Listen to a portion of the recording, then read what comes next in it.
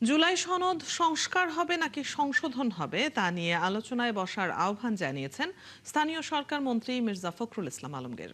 জুলাই গণ অভ্যুত্থানের দ্বিতীয় বর্ষপূর্তি উপলক্ষে দুপুরে জাতীয় প্রেস ক্লাবে সাংবাদিক ইউনিয়নের আলোচনা সভায় তিনি কথা বলেন।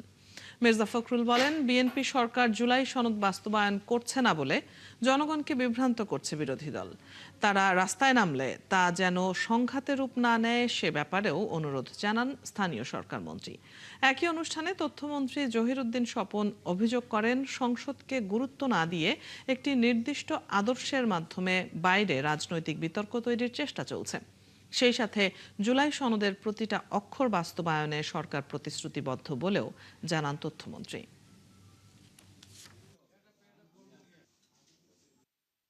যে জুলাই সনদের কথা বলা হচ্ছে আমরা সবাই জানি, একটু দয়া করে সবাই করে তুলে দেখবেন যে প্রতিটি পাতায় বলা হচ্ছে যে যে বিষয়গুলোতে একমত হবে না যে দলগুলো, যদি সেই দল কেউ নির্বাচিত হয়ে সরকার গঠন করে তাদের ইশতেহারে যেটা ছিল সেই অনুযায়ী তারা কাজ করবে। আপনি এখন জানেন, খুলে দেখেন তো সেই জায়গাগুলোকে ভুল বোঝানো হচ্ছে কেন? শহীদদেরকে স্মরণ করার নামে কেবলমাত্রই যদি আমরা আমাদের ব্যক্তিগত অথবা কোনো গোষ্ঠীগত উপস্থিতিকে হাজির করার অজুহাত তৈরি করি, আমাদের বিবেকের কাছে কিন্তু আমরা প্রশ্নবিদ্ধ হব। আমি জুলাই শহীদ সহ এদেশের গণতান্ত্রিক আন্দোলন, স্বাধীনতা যুদ্ধ তথা ভাষা আন্দোলনের সকল শহীদের রক্ত এবং বিসর্জনকে এক জায়গায় রেখে আমাদেরকে পরিমাপে বসতে হবে যে এত রক্তের বিনিময়ে কতটুকু আমরা অর্জন করেছি।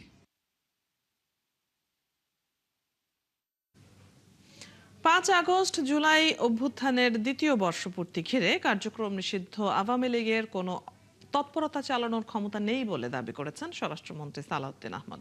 তিনি জানান, জুলাই গণ অভ্যুত্থানের দ্বিতীয় বর্ষপূর্তি ঘিরে নাশকতার কোনো আশঙ্কা না থাকলেও যে কোনো পরিস্থিতি মোকাবেলায় সতর্ক সরকার। সকালে সচিবালয়ে সাংবাদিকদের এসব কথা বলেন স্বরাষ্ট্রমন্ত্রী।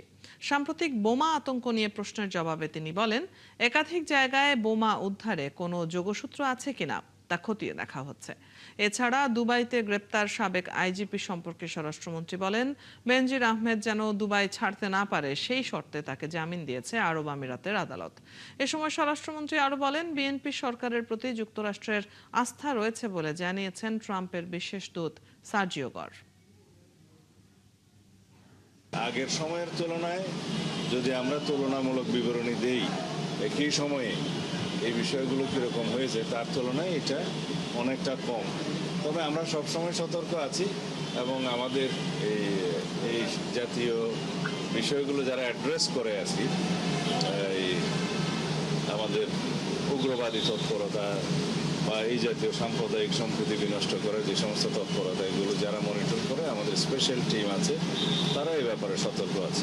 আদালতের বিষয়টা পুরোপুরি না জেনে আমি বক্তব্য দিতে চাই না। আমাদের ল ফার্মকে আমরা অনুরোধ করেছি সার্টিফিকেট কপি তুলে কথা বলবো এবং আমরা এই ইনস্ট্রাকশন দিয়েছি যেন তার জামিন বাতিলের জন্য তারা পিটিশন দেয়, কারণ তার কাছে অন্যান্য দেশেরও পাসপোর্ট থাকতে পারে, সেটা আমাদের সন্দেহ।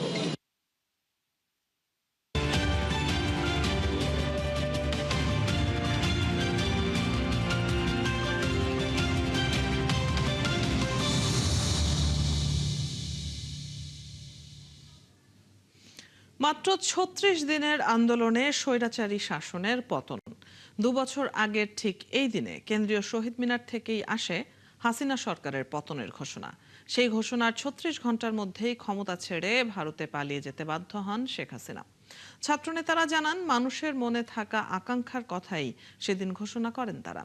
রাশেদ আনিসের প্রতিবেদন।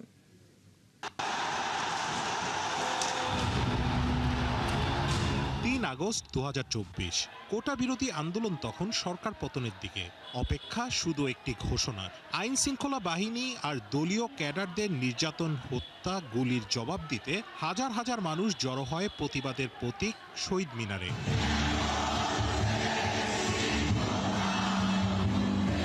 এদিন দুপুরের পর থেকে ছাত্র জনতা ভিড় করেন শহীদ মিনারে। কারো হাতে রক্তভেজা শার্ট, কারো কাঁধে শহীদের লাশ। কেউ এসেছিলেন ভাই হারিয়ে, অনেকে সন্তান হারিয়ে। হাজারো মানুষের রক্ত আর নির্যাতন নিপীড়নের বিরুদ্ধে প্রতিবাদ জানাতে জনতার দাবির মুখে আসে কাঙ্ক্ষিত সেই ঘোষণা। বাংলাদেশের মানুষের জীবনের নিরাপত্তা, সমাজের ন্যায় বিচার প্রতিষ্ঠার জন্য আমরা এক দফার সিদ্ধান্তে উপনীত হয়েছি। আন্দোলনকারীরা তখনও নিশ্চিত ছিলেন না এক দফা ঘোষণার ফলাফলের বিষয়ে, তবে লাখো জনতার উপস্থিতি তাদের অনুপ্রাণিত করে সর্বোচ্চ ঝুঁকি নিতে। এক দফা তো এটা অনিবার্যতা ছিল। যখন গণ অভ্যুত্থান পরিস্থিতি তৈরি হয়েছে, শত শত মানুষ হত্যাকাণ্ডের শিকার হয়েছে, তখন গণ অভ্যুত্থানের এক দফাই ছিল জনগণের একান্ত চাওয়া। তা আমাদের জায়গা থেকে আমরা সেই দায়িত্বটা পালন করেছি। এক দফার আরও আগেই এক দফার পরিস্থিতি তৈরি হয়েছিল, আমরা অপেক্ষা করতেছিলাম। ইতিমধ্যে কিন্তু সারা বাংলাদেশে মানুষের মধ্যে এক দফা কিন্তু মুখে মুখে ছড়িয়ে গেছে। 3 তারিখে আনুষ্ঠানিকভাবে ঘোষণা আসার আগেই মানুষেরা কিন্তু শেখ হাসিনার বিদায়, পতন এবং শেখ হাসিনা থেকে মুক্তি, এই কথাগুলো কিন্তু মানুষেরা ইতিমধ্যে তাদের মধ্যে বলা বলি শুরু করে ফেলেছে। তারই একটা ঘোষণা 3 তারিখে এলো এবং সেই ঘোষণাটা বাংলাদেশের আপামর জনতার মধ্যে সেটা ছড়িয়ে পড়লো। তারপর থেকেই ঐতিহাসিক এক লড়াই দেখে বিশ্ববাসী।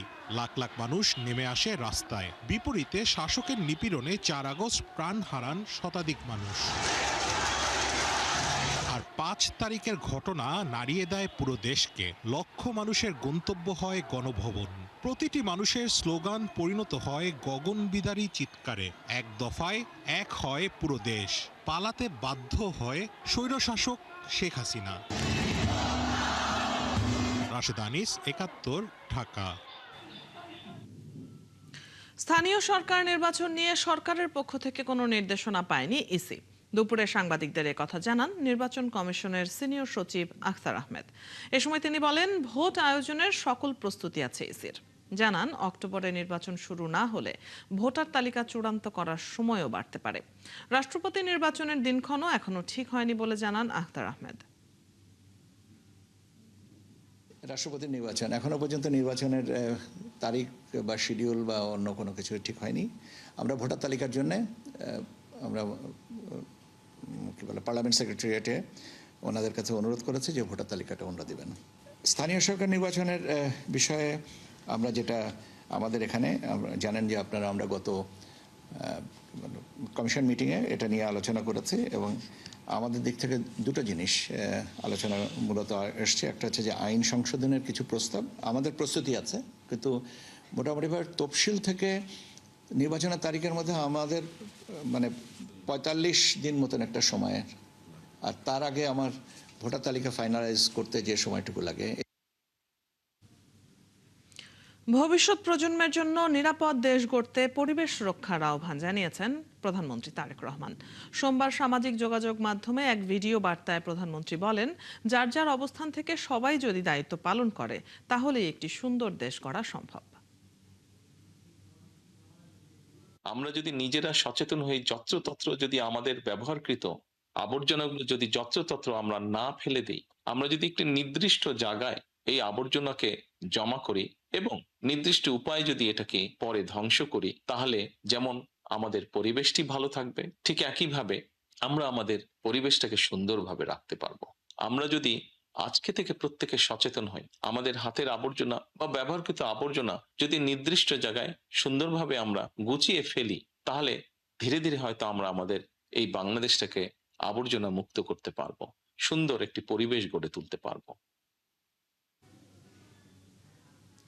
উপকূলীয় বন ও পরিবেশ রক্ষা করা না হলে সাইক্লোন প্রতিরোধ করা সম্ভব নয়, মিলবে না নীল অর্থনীতির সুফল। সোমবার রাজধানীর একটি হোটেলে এক সভায় এসব কথা জানিয়েছেন মৎস্য ও প্রাণী সম্পদ প্রতিমন্ত্রী সুলতান সালাউদ্দিন টুকু। সভায় জলবায়ু পরিবর্তনের অভিঘাত থেকে উপকূলের অর্থনীতি ও মৎস্য সম্পদ রক্ষায় প্রকৃতি ভিত্তিক সমাধানের উপর জোর দিয়েছেন বিশেষজ্ঞরা।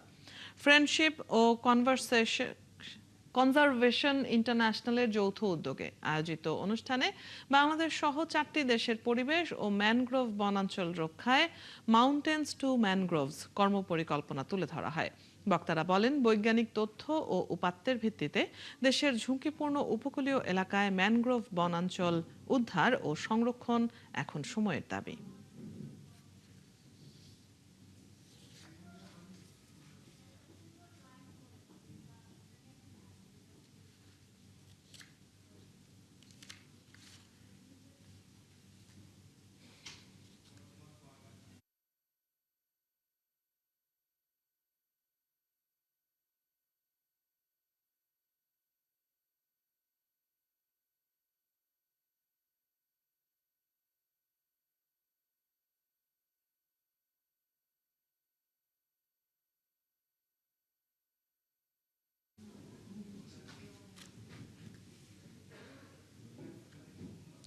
দিন দিন গ্যাস সংকট তীব্র হচ্ছে, স্থবির হয়ে পড়েছে জনজীবন। আবাসিক থেকে সিএনজি স্টেশন, শিল্প কারখানা সব জায়গায় এর প্রভাব পড়েছে। সিএনজি ফিলিং স্টেশনগুলোতে ঘন্টার পর ঘন্টা অপেক্ষা করেও মিলছে না পর্যাপ্ত গ্যাস। এতে বিপাকে পড়েছেন সিএনজি চালিত যানবাহনের চালকরা। পাশাপাশি বাণিজ্যিক প্রতিষ্ঠান এবং আবাসিক গ্রাহকও এই সংকটে ভুক্তভোগী। জাতীয় গ্রিডে গ্যাসের সরবরাহ না থাকায় এই সংকট বলে জানিয়েছে গ্যাস কর্তৃপক্ষ।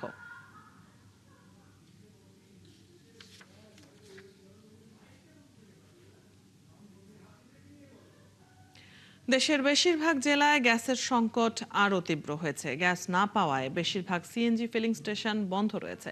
আর যেসব ফিলিং স্টেশনে গ্যাস পাওয়া যাচ্ছে সেগুলোতেও চাপ কম থাকায় যানবাহনের সরবরাহ করা যাচ্ছে না। এতে চালকদের আয় রোজগার কমেছে, ভোগান্তিতে পড়েছেন যাত্রীরা। গ্যাস সংকটে অনেক শিল্প কারখানায় ব্যাহত হচ্ছে উৎপাদন। সহকর্মীদের তথ্য ও ছবিতে প্রতিবেদন। গ্যাস সংকটের কারণে চট্টগ্রাম নগরীর বেশিরভাগ সিএনজি ফিলিং স্টেশনে সরবরাহ বন্ধ রয়েছে। কোথাও সীমিত পরিসরে গ্যাস সরবরাহ থাকলেও চালকদের অপেক্ষা করতে হচ্ছে ঘন্টার পর ঘন্টা। যদি আমি গ্যাসটা না পাই তাহলে তো মনে করেন কোম্পানির হাতকে গাড়ি বন্ধ করলে বলবো ইনকাম দেওয়ার জন্য। এখন ইনকামটা আমি কোথায় দিব? আমারও তো ফ্যামিলি আছে। সকাল 7টা বাজে আসছে, এখন 4 ঘন্টা উপরে চলে। নিচের মধ্যে থেকে সিরিয়াল দিয়ে আসছি, এখন পর্যন্ত আসছি, আমরা এখনো গ্যাস পাই নাই, খানা খাইতে ঠিক মতো খাইতেছি না। শুধু পরিবহন খাত নয়, গ্যাসের চাপ না থাকায় রান্নাবান্না সহ দৈনন্দিন কাজকর্ম ব্যাহত হচ্ছে। ফেনীতে গ্যাস না থাকায় শিল্প কারখানায় উৎপাদন কমে গেছে। সিএনজি ফিলিং স্টেশনগুলোতে দীর্ঘ সময় অপেক্ষা করতে হচ্ছে যানবাহনকে। তরকারির পাতিল চুলার উপরে আছে, বাট এই মুহূর্তে গ্যাসটা চলে গেছে, এরপর থেকে আর আসে নাই। লাইনের ফল না এলে দাঁড়ায় রয়েছি, আমাদের কেউ বলেও না যে আপনারা 1 ঘন্টা পরে আসেন বা 2 ঘন্টা পরে আসেন। তবে বাখরাবাদ গ্যাস ডিস্ট্রিবিউশন কর্তৃপক্ষ জানিয়েছে ধাপে ধাপে গ্যাস সরবরাহ স্বাভাবিক করা হচ্ছে। আমরা সংশ্লিষ্ট ট্রান্সমিশন কোম্পানি, ফিল এবং আমাদের ঊর্ধ্বতন কর্তৃপক্ষের সাথে যোগাযোগ অব্যাহত রেখেছি যাতে দ্রুততম সময়ে এই সমস্যাটা সমাধান করা যায়। মানিকগঞ্জের 14টি সিএনজি ফিলিং স্টেশনের বেশিরভাগেই গ্যাস নেই। 2টি ফিলিং স্টেশন চালু থাকলেও চালকদের অপেক্ষা করতে হচ্ছে ঘন্টার পর ঘন্টা। ব্রিজের ওখান থেকে মনে করেন গাড়ি টানতে টানতে এই পর্যন্ত আইসি, এখনো পাই নাই। বেলা তো মনে করেন 10টা বাজে হারলো। আমি ইমার্জেন্সি রুগী নিয়ে আসছি, ঢাকা যেতে হবে। রোগীর অবস্থা খারাপ, কিন্তু ঢাকা যাইতে পারতেছে না। নেত্রকোনায় অনেকে বাধ্য হয়েই এলপিজি, বৈদ্যুতিক ও মাটির চুলায় রান্না করছেন। বন্ধ রয়েছে জেলার একমাত্র সিএনজি ফিলিং স্টেশন।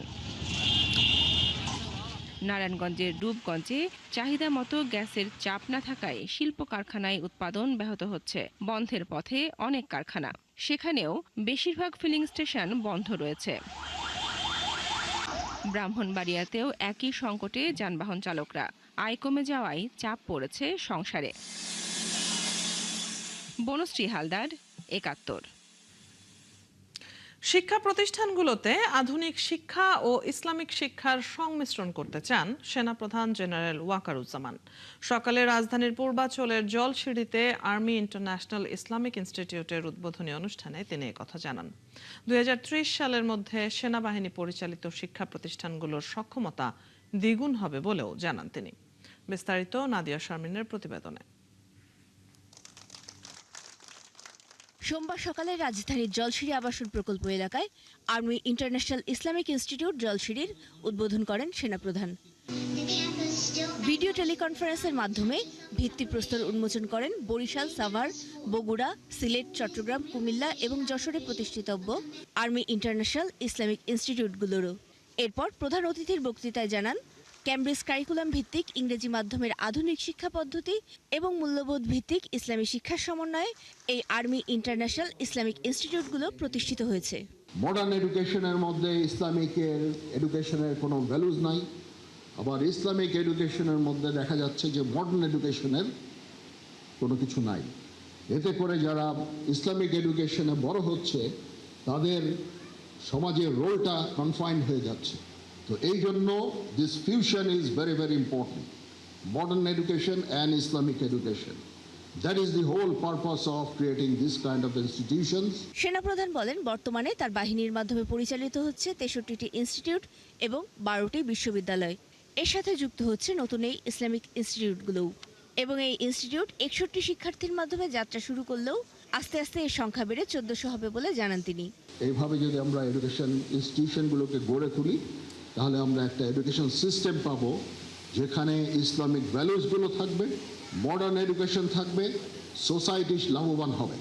শিক্ষা ব্যবস্থার দুর্বলতার কারণেই বিভিন্ন অপকর্মে মানুষ জড়াচ্ছে বলে মন্তব্য তার। সে এডুকেশন, তার এনভায়রনমেন্ট, পড়াশোনা ইত্যাদির মাধ্যমে সে বড় হচ্ছে।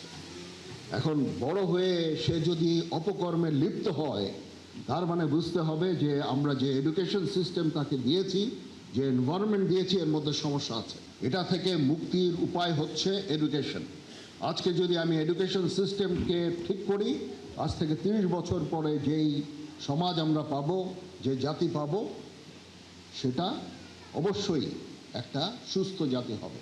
সন্তানের সুশৃঙ্খল শিক্ষা নিশ্চিতের জন্য সবাইকে এই শিক্ষায় যুক্ত হবার আহ্বান জানান তিনি। নাদিয়া শারমিন, ৭১, ঢাকা।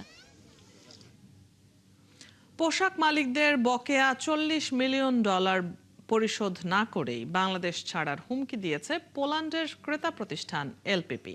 রপ্তানিকারকরা বলছেন এরই মধ্যে ক্রেতা প্রতিষ্ঠানটির বিরুদ্ধে আইনি প্রক্রিয়া শুরু করেছেন তারা। প্রয়োজনে আন্তর্জাতিক পর্যায়েও বিষয়টি জানানো হবে। জাহিদুল ইসলামের প্রতিবেদন। বাংলাদেশি পোশাকের অন্যতম বড় ক্রেতা পোল্যান্ড এলপিপি। বিশ্বব্যাপী বিপণন কার্যক্রমের অংশ হিসেবে প্রতিষ্ঠানটি বাংলাদেশ থেকে বছরে প্রায় $1 বিলিয়ন পোশাক ক্রয় করে। রাশিয়া এবং ইউক্রেন যুদ্ধ শুরু হলে এলপিপির ক্রয়াদেশ ও মূল্য পরিশোধের প্রতিশ্রুতিতে ফিস রিটেল নামক রুশ ব্র্যান্ডের কাছে পোশাক পাঠায় রপ্তানিকারকরা। প্রথম দিকে কিছু পণ্যের দাম পরিশোধ করে প্রতিষ্ঠানটি, এরপর বড় অঙ্কের বকেয়া রাখে এলপিপি। ফিস রিটেলার কিন্তু এলপিপির নমিনেটেড সাপ্লায়ার রাশিয়ান পার্টে, সুতরাং এখানে এলপিপি ইচ্ছা করলেই এইটা সমাধান করতে পারে। মোর দেন $40 মিলিয়ন ইতিমধ্যেই আমরা আমাদের কাছে একটা রাফলি ধারণা আসছে। অনেকে এটা বিজনেস কন্টিনিউ করছে, তারা বলতেছে না। বিষয়টি নিয়ে কয়েক দফা চিঠি চালাচালি এবং আলোচনায় ফলাফল না পেয়ে এলপিপির বিরুদ্ধে মামলা করেছেন রপ্তানিকারকরা। এলপিপির কথায় অর্ডার নিয়েছি, এলপিপির কমিটমেন্ট ছিল এলপিপি পেমেন্ট দিবে। আমরা তো রাশিয়ার কাছ থেকে পেমেন্ট নিতে যাইনি, তাদেরকে সময় দেওয়ার চেষ্টা করেছি, তারা সময় নিয়েছে, আজকে কালকে পরশু তরশু এভাবে এই মাস 2 মাস 3 মাস 6 মাস, একটা বছর, প্রায় 1 বছর 2 মাস পরে আমরা মামলা করেছি। এখন মামলার পর পোশাক রপ্তানিকারকদের ইমেলের মাধ্যমে এলপিপি জানায় স্বাভাবিক পরিবেশ না থাকায় বাংলাদেশ থেকে ধীরে ধীরে ব্যবসা গুটিয়ে নেবে তারা, দেবে না নতুন ক্রয়াদেশও। পোশাক রপ্তানিকারকদের সংগঠন বিকেএমইএ বলছে এলপিপির অনৈতিক হুমকিতে শঙ্কিত নন তারা। বাংলাদেশের যদি সক্ষমতা থাকে, বিজনেস এলপিপি গেলে এরকম আরো অনেক কিছু হবে, এটা নিয়ে আমরা ওরিড না। এই ধরনের কাস্টমার যদি কেউ অনৈতিকতার সাথে বিজনেস করার চেষ্টা করে, তারা চলে যাবে না, বাংলাদেশ তাদেরকে ব্ল্যাকলিস্টেড করবে, ব্ল্যাকলিস্টেড করে বিশ্বের সবগুলি পোশাক রপ্তানিকারক দেশকে অবহিত করবে। তবে এলপিপির সাথে দ্বন্দ্ব শুরু হয় এরই মধ্যে বাংলাদেশের কয়েকটি মন্ত্রণালয় সহ রাশিয়া ও পোল্যান্ড দূতাবাসের কাছে বিষয়টি জানিয়েছেন রপ্তানিকারকরা। জাহিদুল ইসলাম, ৭১, ঢাকা। নিষিদ্ধের পরও শ্রমবাজারে ভিন্ন নামে অস্থিরতা তৈরির চেষ্টা করছে মালয়েশিয়ার রিক্রুটিং এজেন্সিগুলো, যাদের মাধ্যমে ইতোপূর্বে দেশটিতে পাড়ি জমিয়ে মানবেতর জীবন পার করছেন অনেক বাংলাদেশি। বিশ্লেষকরা বলছেন কর্মী প্রেরণ চূড়ান্ত না হওয়ার আগেই এমন অপতৎপরতা রুখতে আরও কঠোর হতে হবে সরকারকে। আর নতুন করে কর্মী প্রেরণে এজেন্সিগুলোকে রাখতে হবে রাজনৈতিক প্রভাবমুক্ত। রাকিব আল জাবেরের রিপোর্ট, ক্যামেরায় ছিলেন মেহেদি হাসান মিম। ঐতিহাসিকভাবেই বাংলাদেশের অন্যতম গুরুত্বপূর্ণ শ্রমবাজার মালয়েশিয়া, যেখানে কর্মরত প্রবাসী শ্রমিকদের 1/3 বেশি আবার বাংলাদেশি। নানা অনিয়ম আর জটিলতায় বছর দুয়েকের বেশি সময় ধরে দেশটির বাজারে কর্মী পাঠানো বন্ধ রয়েছে বাংলাদেশের জন্য, যা পুনরায় চালু করতে আলোচনায় গিয়েছে বহুদূর। যদিও প্রধানমন্ত্রী উচ্চ পর্যায়ের বৈঠকের পর যা এখনও চূড়ান্ত হয়নি, আনুষ্ঠানিক ঘোষণা নেই সেদেশ থেকেও। তবে এরই মধ্যেই নানাভাবে সক্রিয় হয়ে উঠেছে পুরনো চক্র। চলতি মাসে মালয়েশিয়া শ্রমবাজার নিয়ে গঠিত চক্রে যুক্ত থাকার অভিযোগে আওয়ামী লীগের 4 সাবেক সংসদ সদস্য সহ মোট 49টি রিক্রুটিং এজেন্সির লাইসেন্স বাতিল করেছে সরকার। এদের মাধ্যমে মালয়েশিয়া পাড়ি জমিয়ে বিপাকে পড়েছেন কয়েক হাজার বাংলাদেশি, যারা পুলিশ ও আইনি বাধায় পালিয়ে বেড়াচ্ছেন প্রতিনিয়ত। এখন বৈধ অবৈধ কোনো কিছু দেখতে চায় না, কার কাগজ আছে কার কাগজ নেই, যারা বৈধ আছে অবৈধ আছে সবাইকে ধরছে। ইমিগ্রেশন পুলিশ ওনাদের পিছু নিয়ে ওদেরকে ধাওয়া দিয়ে গ্রেপ্তার করতে দেখলাম আমি। এটা নিয়ে একটা আতঙ্ক সৃষ্টি হয়। সবার একটু সতর্ক হওয়া উচিত, স্পেশালি কাগজপত্রের ক্ষেত্রে আমাদের যাদের আন্ডারে ভিসা তাদের সাথে যোগাযোগ রাখা উচিত। প্রবাসী কল্যাণ ও বৈদেশিক কর্মসংস্থান মন্ত্রণালয় লাইসেন্স বাতিল করার পরও ভিন্ন নামে প্রতারণায় জড়ানোর চেষ্টা করছে অনেক এজেন্সি বলে অভিযোগ খোদ বায়রার।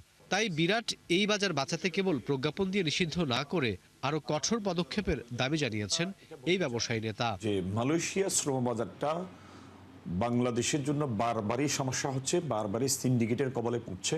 মালয়েশিয়াতে শ্রমিক প্রেরণকারী অন্য 14টা কান্ট্রি যেভাবে মালয়েশিয়া শ্রমিক প্রেরণ করে, ঠিক একইভাবে একই কায়দায় বাংলাদেশ থেকেও যেন সিন্ডিকেট বিহীনভাবে সকল বৈধ রিক্রুটিং এজেন্সি যেন সেখানে সম্পৃক্ত হতে পারে, শ্রমিক পাঠাইতে পারে। আমার ধারণা যে সারা দেশ জুড়ে এই প্রতারক চক্র কাজ করছে এবং সবচেয়ে বড় সমস্যা হয় যে এই কোম্পানিগুলো লাইসেন্স বাতিল হয়ে যায় কিন্তু ওই মানুষগুলোর কোনো শাস্তি হয় না, যার ফলে তারা অন্য নামে আবার কোম্পানি খুলেন বা অন্য কোনো কারোর সাথে যুক্ত হয়ে যান, হয়ে গিয়ে তারা এই সমস্ত কাজ শুরু করেন, কোটি কোটি টাকা হাতিয়ে নেন এবং সেটা এখন শুরু হয়েছে আবার। বাংলাদেশ ব্যাংকের হিসাবে প্রবাসী আয়ের চতুর্থ সর্বোচ্চ যোগানদাতা এখন মালয়েশিয়া। দেশে থেকে সবশেষ অর্থ বছরে আসে প্রায় $3.5 বিলিয়ন কাছাকাছি রেমিট্যান্স। বিশ্লেষকরা বলছেন কর্মী প্রেরণের আগেই নামে বেনামে থাকা প্রতারক এজেন্সিগুলোকে নির্মূল করতে না পারলে আবারও হাতছাড়া হয়ে যাবে এই বাজার। তো সরকারকে খুব কেয়ারফুল হতে হবে যতক্ষণ পর্যন্ত কাগজে কলমে এগ্রিমেন্ট না হবে যে মালয়েশিয়া বাংলাদেশ থেকে লোক নিবে, এইটার অ্যানাউন্সমেন্ট তো দেওয়া যাবে না, অ্যানাউন্সমেন্টটা খুব ডিপ্লোম্যাটিক ওয়েতে দিতে হবে, না হলে যেটা হবে এমনভাবে দেওয়া উচিত না এটা যেন একটা মিস ইন্টারপ্রেট হয়ে যেন এক ধরনের দালাল শ্রেণী জনগণকে ভুল বুঝায়, তারা যেন টাকা মেরে দিতে না পারে। সাবেক সরকারের আমলে যে অনিয়ম দুর্নীতি হয়েছিল এবং সিন্ডিকেশন তৈরি হয়েছিল, সেই সিন্ডিকেশন যেন না হয়, বরং সকল বৈধ রিক্রুটমেন্ট এজেন্সি যেন কর্মী পাঠানোর সুযোগ পায়। প্রয়োজনে সরকারের যে যৌক্তিক খরচ এবং এই যৌক্তিক খরচটা মেনটেইন করার জন্য একটা মেকানিজম তৈরি করে। নতুন করে মালয়েশিয়ায় বাজার চালু হলে দেশটিতে কমপক্ষে 2 লাখ কর্মী প্রেরণ করা যাবে বলে আশাবাদ বায়রার। রাকিব আল জাবেদ, 71, ঢাকা। গণঅভ্যুত্থানের পর কিছু অনভিজ্ঞ নেতাদের নিয়ে সরকার গঠন করা হয়েছিল, সেই সাথে নতুন রাজনৈতিক দল তৈরি করে জনগণের মাঝে অনাস্থা তৈরি করেছিল অন্তর্বর্তী সরকার। এমন মন্তব্য করেছেন প্রবাসী কল্যাণ ও বৈদেশিক কর্মসংস্থান প্রতিমন্ত্রী নুরুল হক নূর। রাজধানীর জাতীয় প্রেস ক্লাবে নতুন একটি রাজনৈতিক প্ল্যাটফর্মের আত্মপ্রকাশ অনুষ্ঠানে তিনি কথা বলেন। মন্ত্রী অভিযোগ করেন অন্তর্বর্তী সরকার প্রধান ফ্যাসিবাদের দোসরদের চাকরিচ্যুত করেনি, তাদের এখনো বহাল তবিয়তে আছে।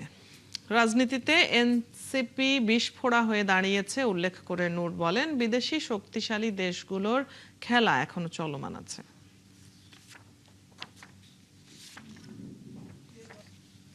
তিনি যদি সবাইকে ডেকে সবার সাথে কথা বলে একটা সরকার গঠন করতেন, বাংলাদেশের আজকের চিত্র ভিন্ন রকম হতো, কিন্তু ডক্টর ইউনূস সেটা করেন নাই। আপনারা দেখেছেন কতিপয় অনভিজ্ঞ এই ছাত্র নেতা যারা অনেকে আমাদের পেছনের তৃতীয় সারির কর্মী ছিলেন, তাদের কথায় তাদের বুদ্ধিতে আন্দোলন করেছে আম জনতা, সাধারণ ছাত্র রাজনৈতিক কর্মীরা। তিনি মাস্টার মাইন্ড বানিয়ে দিয়েছেন সেই অখ্যাত ছেলেদেরকে। বরিশালের বাকেরগঞ্জে বোমা বিস্ফোরণে 2 নারী সহ 3 জন আহত হয়েছেন। এ নিয়ে বিস্তারিত জানবো, সরাসরি যুক্ত হচ্ছেন সহকর্মী জুয়েল তালুকদার।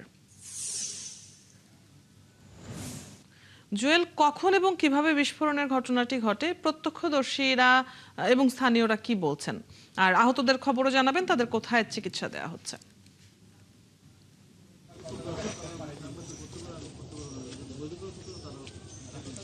আমি শুরুতে একটু জানিয়ে রাখতে চাই, এখানে বোমা বিস্ফোরণের ঘটনা ঘটেছে আজ সকাল 6টার দিকে, অনুমান ঠিক 6টার দিকে ঘটনা ঘটছে।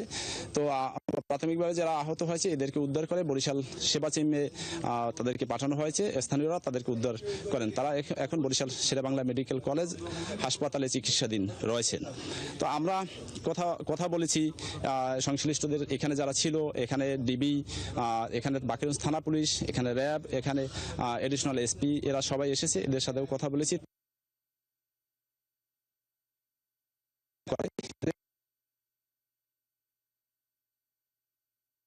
আমি একটু আপনাদেরকে দেখাবো যে কোনখানে সেই ঘটনা। আমরা দেখতে পাচ্ছেন যে বালু বালু সাদৃশ্য বা বালুর বস্তা এখানে রেখেছিল, ঠিক সেইখানেই আপনার এই বোমা সাদৃশ্য বা বোমাটি ছিল। এবং এখানে কিছু চিপসের প্যাকেটও ছিল। স্থানীয়রা যেটা জানিয়েছেন যে এই চিপসের প্যাকেট সহ বা নাড়াচাড়া করার কারণে এই ঘটনাটি ঘটতে পারে। আমি একটু যুক্ত করে নেব, আমাদের এইখানে যে আহত হয়েছেন হনুপা বেগম, তার যে পুত্রবধূ আছে, সেই পুত্রবধূ তানজিলা আক্তার আছে। আমি একটু জানবো আসলে কি ঘটনা ঘটছিল এবং কিভাবে ঘটছিল, একটু আপনি আমাদেরকে একটু জানান। হ্যাঁ স্যার, আমি সকালবেলা ঘুমানো ছিলাম, তখন হঠাৎ করে দেখি একটা বড় একটা আওয়াজ হলো। সবাই বের হয়ে দিই, আমার শাশুড়ি আর আমার ননদের ছেলে সে আগুনে জ্বলতিস। তারপর দৌড়ে, তারপর আমরা রইডে ই করি না, আমরা তাদের নিয়ে ব্যস্ত হয়ে পড়ছি। ব্যস্ত হয়ে পড়ার পর তারপর আমরা চিন্তা করছি এই না আগুন লাগলো কিভাবে আগুন লাগলো আর কিভাবেই তারা ঝলসে গেল। তারপর হঠাৎ করে এই না আসার পর দেখি যে অনেকগুলো তারপর হঠাৎ করে মনে করছি এটা যে বোমা জাতীয় কিছু হইবে। আমরা পুলিশের আপনি শুনছিলেন যে সে যে বলছিল যে এটা বোমার ঘটনায় তারাও আতঙ্কিত এবং একটি একেবারে গ্রাম অঞ্চল, রিমোট অঞ্চলে এই ঘটনা ঘটছে এবং এই পরিবারটি আতঙ্কিত। তবে আমরা বিস্তারিত আরো জানাবো যে বোমা নিষ্ক্রিয় টিম যদি আসে তারা কি বলে, সেটা পরবর্তী খবরে আমরা। জুয়েল, আপনি খবর রাখছেন, নিশ্চয়ই আপনার মাধ্যমে আমরা পরবর্তীতেও বিস্তারিত জানতে পারবো। ধন্যবাদ যুক্ত হবার জন্য। দর্শক, বরিশালের খবর জানছিলাম, সহকর্মী জুয়েল তালুকদার যুক্ত ছিলেন এতক্ষণ। মানুষের তথ্য প্রাপ্তি নিশ্চিতে গঠিত তথ্য কমিশন 22 মাস ধরে প্রায় অচল। সর্বশেষ তথ্য বলছে প্রায় 800টি অভিযোগ নিষ্পত্তির অপেক্ষায় ফাইলবন্দি। 2024-25 বার্ষিক প্রতিবেদন জমা দেওয়া হয়নি। তথ্য অধিকার ফোরামের সদস্যরা বলছেন, বিশাল ভবন আর কর্মকর্তা কর্মচারী মিলে ব্যয় হচ্ছে রাষ্ট্রের বড় অঙ্কের টাকা। কমিশন পুনর্গঠনের জন্য 9 জুলাই 5 সদস্যের বাছাই কমিটি গঠন করা হয়েছে। শাহনাজ শারমিনের প্রতিবেদন। রাজধানীর আগারগাঁওয়ে তথ্য কমিশনের পুরো ভবন জুড়ে শুনশান নীরবতা। গত প্রায় 2 বছর ধরেই তথ্য কমিশনের চিত্র এমনই। প্রধান তথ্য কমিশনার সহ 5 কমিশনারের কক্ষ তালাবদ্ধ। রুটিন কাজেই আটকে আছে কমিশন। বিশাল এই ভবনে কয়েক ঘন্টা অপেক্ষা করে দেখা যায় নেই কোনো দর্শনার্থী বা অভিযোগকারী। সাবেক প্রধান তথ্য কমিশনার আব্দুল মালেক ও তথ্য কমিশনার শহীদুল আলম 2024 সালের সেপ্টেম্বরে পদত্যাগ করেন। আরেক তথ্য কমিশনার মাসুদা ভাট্টিকে গত বছরের জানুয়ারিতে অপসারণ করা হয়। অন্তর্বর্তীকালীন সরকারও তথ্য কমিশন গঠন করতে পারেনি। বন্ধ রয়েছে তথ্য না পাওয়ার অভিযোগের শুনানিও। কমিশনের নিয়মিত সচিবও নেই। অতিরিক্ত দায়িত্ব পালন করছেন তথ্য ও সম্প্রচার মন্ত্রণালয়ের অতিরিক্ত সচিব মোহাম্মদ শাহ আলম। ফোরাম সদস্যরা বলছেন, কমিশন অচল থাকায় সরকারের অর্থ খরচ হচ্ছে, কিন্তু তাতে নিশ্চিত হচ্ছে না জনগণের অধিকার। এই আইনের যে মেইন স্পিরিট, যে গোপনীয়তা কম, প্রকাশ বেশি, কর্তৃপক্ষ তথ্য দিতে বাধ্য থাকিবে, এই যে শব্দটি বাধ্য, এটি কার্যকারিতা হারিয়ে ফেলেছে। জনগণকে তথ্য প্রাপ্তির যে অধিকার, সেই অধিকার থেকে বঞ্চিত করা হচ্ছে। তথ্য না পাওয়া গেলে যে প্রতিকার পাওয়ার যে সুযোগ যে প্রতিষ্ঠানের হাতে আছে, অর্পণ করা হয়েছে দায়িত্ব, সেই প্রতিষ্ঠানকে কার্যকর করে রাখা হয়েছে। অর্থাৎ সরকার চায় না তথ্য প্রকাশিত হোক। আপিল বিভাগের বিচারপতি ফারা মাহবুবের নেতৃত্বাধীন নতুন বাছাই কমিটি গঠন করা হয়। এরই মধ্যে কমিটির প্রথম সভা সম্পন্ন করে। মানবাধিকার কর্মী নূর খান বলছেন, অতীতের মতো আজ্ঞাবহ কাউকে যেন কমিশনে নিয়োগ দেয়া না হয়। আমরা বিগত দিনেও যেটা লক্ষ্য করেছি সেটা হচ্ছে এই ধরনের কমিশনগুলিতে আজ্ঞাবহ লোকদেরকে নিয়োগ দেওয়া হয় এবং এখন পর্যন্ত যা দেখা মানে যার যেটা সিম্পটম আমরা দেখছি, সেখানে মনে হচ্ছে যে ঠিক পূর্বের ব্যবস্থাগুলোকে বহাল রাখার একটা চেষ্টা। তথ্য অধিকার আইন 2009 অনুযায়ী সরকারি বেসরকারি প্রতিষ্ঠানের স্বচ্ছতা ও জবাবদিহিতা নিশ্চিত করতে তথ্য কমিশন গঠিত হয়। প্রধান তথ্য কমিশনার ও কমিশনারের প্রতিটি শূন্য পদের বিপরীতে 2 জন করে প্রার্থীর নাম রাষ্ট্রপতির কাছে সুপারিশ করবে বাছাই committee. Shahnaz Sharmin, 71, Dhaka. Foreign admission and career development consultant association of Bangladesh এর উদ্যোগে প্রতি বছরের মতো এবারও ঢাকায় অনুষ্ঠিত হতে যাচ্ছে ফ্যাক্ট ক্যাব 14তম আন্তর্জাতিক শিক্ষা মেলা 2026।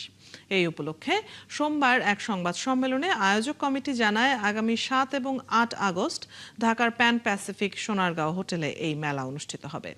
আন্তর্জাতিক এই শিক্ষা মেলায় প্রায় 30টি দেশের স্বনামধন্য 200-র বেশি বিশ্ববিদ্যালয়, শিক্ষা প্রতিষ্ঠান এবং অনুমোদিত শিক্ষা পরামর্শক সংস্থাগুলো অংশগ্রহণ করবে। আগতরা উচ্চশিক্ষার ক্ষেত্রে ভর্তি, স্কলারশিপ, টিউশন ফি, আবেদন প্রক্রিয়া ও ভিসা সহ শিক্ষা পরবর্তী ক্যারিয়ার সম্পর্কে নির্ভরযোগ্য তথ্য ও বিশেষজ্ঞ পরামর্শ গ্রহণের সুযোগ পাবেন। এছাড়াও বিভিন্ন দেশের বিশ্ববিদ্যালয়ের প্রতিনিধিদের সঙ্গে সরাসরি মতবিনিময়ের সুযোগ থাকবে। প্রতিদিন সকাল 10টা থেকে রাত 8টা পর্যন্ত মেলাটি সবার জন্য উন্মুক্ত থাকবে। ছাত্রছাত্রীরা যে সব সুবিধাগুলো পাবেন, বিভিন্ন দেশের বিশ্ববিদ্যালয়ের প্রতিনিধিদের সঙ্গে সরাসরি মত বিনিময়, উচ্চশিক্ষার বিভিন্ন প্রোগ্রাম সম্পর্কে বিস্তারিত তথ্য, স্কলারশিপ এবং আর্থিক সহায়তার সুযোগ সম্পর্কে ধারণা, ভর্তি, ভিসা, আবেদন প্রক্রিয়া সম্পর্কে বিশেষজ্ঞদের পরামর্শ, ভবিষ্যৎ শিক্ষা, আন্তর্জাতিক কেরিয়ার পরিকল্পনা সম্পর্কে দিক নির্দেশ। সিলেটে গত 24 ঘন্টায় হামের উপসর্গ নিয়ে 2 শিশুর মৃত্যু হয়েছে। Sylhet MAG Osmani medical college হাসপাতালে তাদের মৃত্যু হয়। তাদের একজনের বয়স 6.5 মাস, অন্যজনের বয়স 6 মাস। সোমবার সকালে বিষয়টি নিশ্চিত করেছে বিভাগীয় স্বাস্থ্য অধিদপ্তর। এ নিয়ে সিলেট বিভাগে হামের উপসর্গ নিয়ে মৃতের সংখ্যা বেড়ে দাঁড়িয়েছে 116 জনে। এ পর্যন্ত মারা যাওয়া ব্যক্তিদের মধ্যে একজন প্রাপ্তবয়স্ক এবং বাকি সবাই শিশু। মৃতদের মধ্যে সিলেট জেলার 41 জন, সুনামগঞ্জে 50 জন, মৌলভীবাজারে 13 জন এবং হবিগঞ্জে 12 জন রয়েছে। বর্তমানে সিলেট বিভাগের বিভিন্ন হাসপাতালে হামের উপসর্গ নিয়ে 254 জন রোগী চিকিৎসাধীন রয়েছে।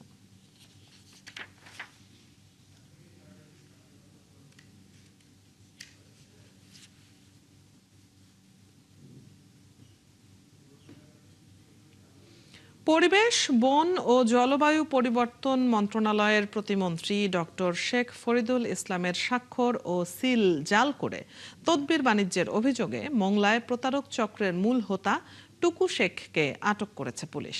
বাকিদের ধরতে অভিযান চলছে। মোংলা থানা ভারপ্রাপ্ত কর্মকর্তা মোহাম্মদ আতিকুর রহমান জানান, প্রতিমন্ত্রী ডক্টর শেখ ফরিদুল ইসলামের নামে তদবির বাণিজ্যের অভিযোগে অভিযান শুরু করেন তারা। রবিবার সারাদিন প্রযুক্তির মাধ্যমে অভিযুক্তদের অবস্থান শনাক্ত করা হয়। পরে বিশেষ অভিযান চালিয়ে চক্রের মূল হোতা টুকু শেখকে আটক করে পুলিশ। টুকু রাজনৈতিক খোলস পাল্টে আওয়ামী লীগ থেকে জামায়াত, এরপর এনসিপির দলীয় পরিচয় ধারণ করেন। সবশেষ টুকু শ্রমিক দলের পরিচয় দিতেন। টুকুর কাছ থেকে প্রতিমন্ত্রীর নাম, পদবি সম্বলিত সিল ও স্ট্যাম্প জব্দ করা হয়। আটককৃতের বিরুদ্ধে রবিবার রাতে জালিয়াতি ও প্রতারণার মামলা হয়েছে।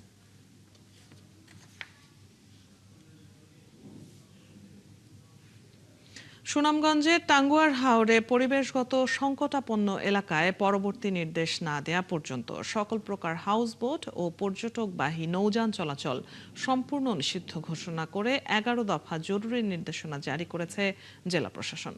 রবিবার সন্ধ্যায় এক গণবিজ্ঞপ্তিতে এসব নির্দেশনার কথা জানানো হয় বলে নিশ্চিত করেছেন অতিরিক্ত জেলা প্রশাসক মতিউর রহমান খান।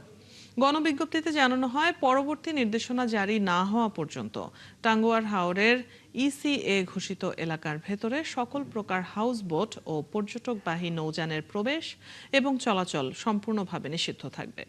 এছাড়া আগামী 10 আগস্টের মধ্যে প্রয়োজনীয় কাগজপত্র সহ নিবন্ধন শেষ করতে নৌযান মালিকদের নির্দেশ দেওয়া হয়েছে। নির্ধারিত সময়ের মধ্যে আবেদন না করলে নৌযান চলাচলে অনুমতি দেওয়া হবে না এবং প্রচলিত আইন ও বিধি অনুযায়ী আইনগত ব্যবস্থা নেওয়া হবে বলেও জানানো হয়েছে।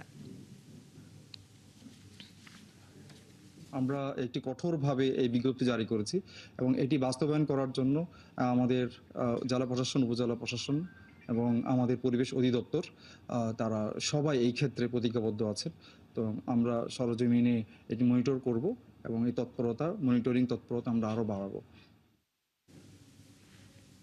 নীলফামারীর ডোমারে পানির তীব্র চাপে হরিডারা নদীর একটি স্লুইস গেট ধসে পড়েছে। এতে নদীতে বিলীন হচ্ছে বসতবাড়ি। হুমকিতে পড়েছে শত শত বিঘা চাষাবাদের জমি এবং প্রায় 300 পরিবার। যদিও উপজেলা প্রকৌশলী জানিয়েছেন, দ্রুত নতুন স্লুইস গেট নির্মাণের উদ্যোগ নেওয়া হবে। বিজয় চক্রবর্তী কাজলের তথ্য ও ছবিতে প্রতিবেদন। ডোমার উপজেলার জোড়াবাড়ি ইউনিয়নের পূর্ব হলহলিয়া গ্রামের হরিডারা নদীর ওপর স্লুইস গেটটি ধীরে ধীরে নিচে ধসে যেতে থাকে। এতে পানি চলাচল বন্ধ হয়ে বেড়ে যায় পানির চাপ। এক পর্যায়ে স্লুইস গেটের সংযোগ সড়কের পাশে ভাঙন তৈরি হয়। অল্প সময়ের মধ্যে ভাঙন ভয়াবহ আকার ধারণ করে স্লুইস গেটটি ধসে পড়ে। এতে মুহূর্তেই স্লুইস গেট এলাকার সংলগ্ন বসত বাড়ির অর্ধেক অংশ নদীতে বিলীন হয়ে যায়। গেট লাগাতে পাটা করে দেখি লাগা থাকার পরে গেট একটা পানি উঁচল হয়ে যে এইখানে একটা বাঁধ ছিল, এইভাবে বাঁধ পার হয়ে গেটটা চলে আসলো, পানি পার হয়ে আর নিজে পানি পালিয়ে যেতেছে। এই গেটটা যদি লাগানো খোলা থাকতো তাহলে এই ঘটনাটা আজকে ঘটতো না। এই গেটের হ্যান্ডেল ইচ্ছা স্বাধীন মতন যে যে ব্যবহার করে। স্থানীয়রা জানান নদী ভাঙনের চরম আতঙ্কে আছেন প্রায় ৩০০ পরিবার। এছাড়া হুমকির মুখে পড়েছে শত শত বিঘা জমির চাষাবাদ। হঠাৎ করে সুইচ গেটের নিচ দিয়ে কিভাবে ভুল বাইর হয়ে ধসে গেল, যা সুইচ গেট ভাঙি চুরি গুড়া। ব্রিজে ভালো ছিল, পানি চাপের কারণে ব্রিজে চলে গেছে, এখানে দাবি যায় আর কি আস্তে আস্তে। তবে উপজেলা প্রকৌশলী জানিয়েছেন দ্রুত নতুন স্লুইস গেট নির্মাণের উদ্যোগ নেওয়া হবে। এখানে সম্ভবত ইঁদুরের গর্ত ছিল, এখানে স্থানীয় যারা আছে আমাদের এখানে এটা সমিতির যারা লোকজন আছে তাদের ভাষ্য মতে ইঁদুরের গর্ত থেকে পানি যেতে যেতে এখানে বিশাল গর্ত হয়ে গেছে, তো এনারা আর সময় পাননি। এবং আমাদের এই 2 ভেন্টের সুইচ গেটটা পর্যাপ্ত ছিল না জন্য আমরা নতুন 6 ভেন্টের একটা সুইচ গেটের চাহিদা অলরেডি দিয়ে রাখছি আমাদের জেলা পর্যায়ে, এই হেডকোয়ার্টার পর্যায়ে। তো ইনশাল্লাহ আমরা সেটা অনুমোদন হলে আমরা এখানে নতুন সুইচ গেট করতে পারবো। এলাকাবাসীর দাবি দ্রুত ধসে যাওয়া বাঁধটি সংস্কার করে জানমাল রক্ষায় পদক্ষেপ নেবে সংশ্লিষ্ট কর্তৃপক্ষ। শাকিলা শম্পা, ৭১। চলছে সংবাদ সংযোগ। সরাসরি সংবাদ অনুষ্ঠান দেখতে চোখ রাখুন ৭১-এর ফেসবুক পেজে এবং সাবস্ক্রাইব করুন ৭১-এর ইউটিউব চ্যানেল। থাকুন ৭১-এর সাথেই।